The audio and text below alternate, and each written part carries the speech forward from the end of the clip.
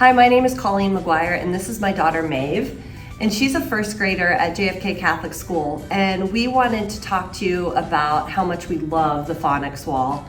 Last year, Maeve was introduced to it in kindergarten, and I've been so excited to see how they laid the foundation last year with the cues and the alphabet, and how she has just been building upon that. And in first grade, they've now been using the Phonics Wall to help them with their spelling words and vocabulary words, and then transfer it to their reading and writing. So Maeve's gonna tell you a little bit about the Phonics Wall and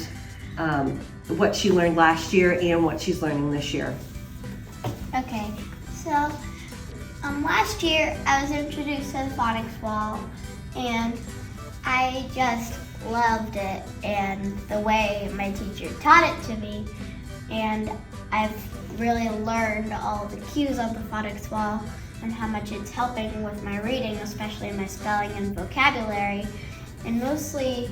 I don't really have problems with any of them, so that's been really helping because of my teachers. So if any of my teachers are watching, I want to say thank you.